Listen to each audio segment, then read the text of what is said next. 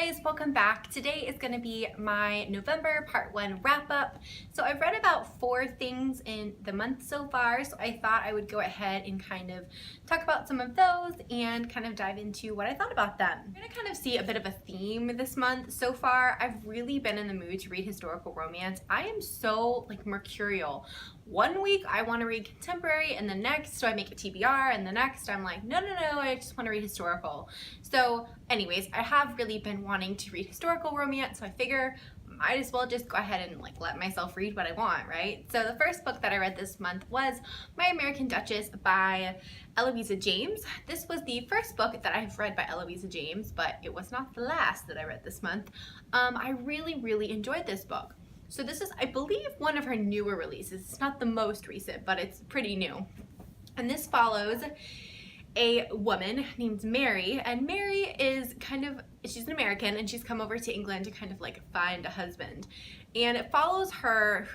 She's kind of known in the circles of London as having had 2 past betrothals, and she's on her 3rd engagement, and so she's kind of known as ooh, why does she keep throwing these people back, or these men back?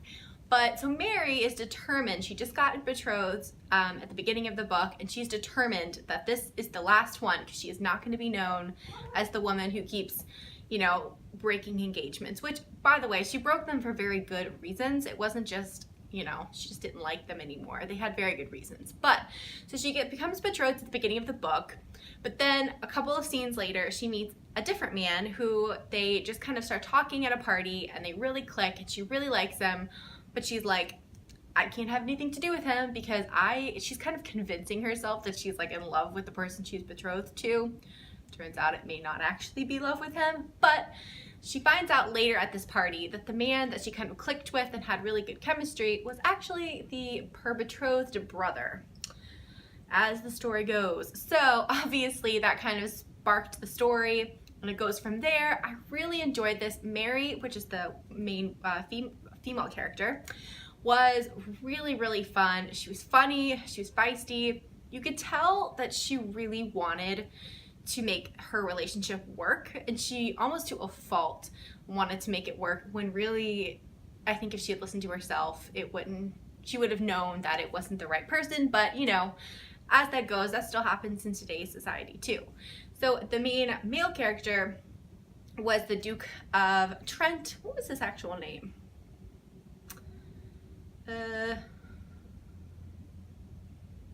I don't actually know what his first name was, but it's the Duke of Trent is the main male character, and he was just so funny. It was really interesting to see the relationship between him and his brother, and there was a whole backstory there. Very interesting. I give this one 4 out of 5 stars. I really loved it. Also, one of my favorite things about this was that it didn't end at the marriage. A lot of books end either at the engagement or at the marriage. They were together and then that's it. This one actually showed the first couple of kind of months of marriage, and I just find that so interesting because those are the nitty-gritty parts, when you have to live together and you're together all the time. That's when problems arise, and I think it's really interesting to see that. So definitely check this out if you want some good historical romance that has a really fun, feisty American heroine.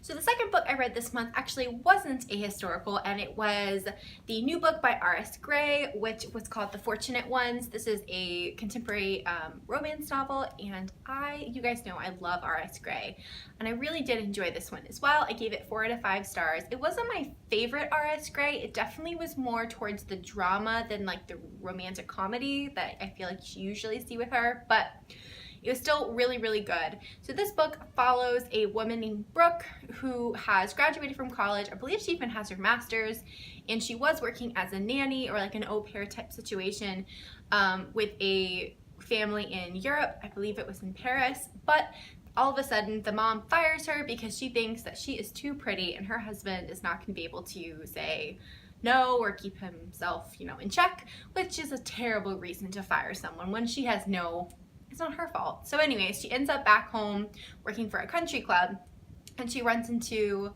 a man, and I believe his name was James, I think it is. Don't quote me, I can't remember his name. I'm terrible with names. But she runs into a man, and he's kind of known around the country club as like the most eligible bachelor, basically. He's a big businessman. He works for like a tech company, very wealthy, very handsome, and she's kind of just like not too impressed at first, but they kind of get to know each other and they realize they have like very good chemistry. They really like just click. But they also have a pretty big age gap. It's not too big, but I think it's about 10 years, because I think Brooke is about, I think she's like 24 and I think he's like 34. So I think there's about 10 years. And what's really interesting about this book is the main idea of it, really, to me at least, was where are we in life? Like, one of the first questions they asked each other was, where do you see yourself in 10 years? And their answers were so different. And I think that was kind of the whole plot line. You know, they would get together and they would kind of, they fell in love. I mean, they really got along well. They enjoyed being together, but their kind of plan for the future, which is very different. You know, Brooke was young. She still wanted to work in a different country. She wanted to travel. She wanted to have exciting things happen. And, you know, the male character, he was kind of a little bit older. He was ready for a family. He kind of been there and done that. I thought that was really interesting because I haven't read a book about that, but I feel like that's very realistic to kind of everyday life and everyday relationships. So it was very sweet, it was very romantic, and it kind of obviously kind of came to a head. The only reason I gave this one 4 instead of 5 stars was it did go back and forth a lot because they kept kind of coming together and then something would break them apart. They'd come together and then they'd kind of realize again, oh no, I can't be with you because my plan for the future isn't the same as your plan for the future. So it kind of got a little old after a while, but I still really enjoyed it, gave it 4 to 5 stars. The next thing I read was a novella, and it was called All She Wants for Christmas by Amy Rose Bennett. And this was just a really short, really sweet Christmas, like historical romance novella. And it was about a girl and a guy, and the girl's kind of like a blue stocking. She's very, she's an artist and she wants to do her art. She's very wealthy, so she doesn't really need to get married per se, but they find themselves in a bit of a compromising position, so they're kind of thrust together and they kind of are forced to. They both are hiding a secret, so that's really interesting, and it was not the secret I was actually thinking at first. So I found this really interesting. I mean, it wasn't all that like in depth because it was only probably like a 150-page novella, but if you're looking for something fun that's Christmassy, definitely check this out. The characters were really sweet, and I will say for a novella, you really liked the characters and kind of fell in love with them really quickly. So I gave this one, I believe, 4 out of 5 as well. And the last thing I read so far this month was, A Kiss at Midnight by Eloisa James. So as I said, I loved Eloisa James' first book, My American Duchess, so I picked this one up. This is the first one in her like fairy tale retelling series. I really enjoyed this. I know a lot of people said that the other books in that part of the fairy tale retellings were better than this one, but I wanted to start with the first one. As you can tell from the title and from the picture, it is a Cinderella retelling. I love Cinderella. She's always one of my favorites. So it was really interesting because they had all the different parts of the story, but they weren't exactly like you thought they'd be. So it follows a girl who does live with her stepmother, who is very evil. I did not like her. There's a stepsister, but I actually really liked the stepsister, and she was very just very naive, but not necessarily evil. I really liked her. And basically the story starts with the stepsister is engaged to a man, and they need the permission of his, I think it's his like uncle or cousin, can't remember, to get wed. And this uncle or cousin is a prince. And so they're supposed to go to his castle and get permission. Well, something happens to the sister and she isn't able to go. She has like an ailment. So the stepmom is telling Kate here that she has to go in her place. She's like, you have to take her place because they have to get married. Anyway, so she's kind of forced into this, kind of act like her stepsister and kind of take her place just to go meet this prince. Well, as you probably could guess, she meets the prince and they kind of like fall for each other. It's really sweet. I read this on a car ride. It was very enjoyable. I mean, it wasn't probably my favorite. I think I liked My American Duchess better, but it was still really cool. If you like retellings, definitely check out this one. It was very sweet. The prince was really interesting. He was like a Russian prince, so it had this whole castle full of like really funny characters, and really the side characters in this book really shined.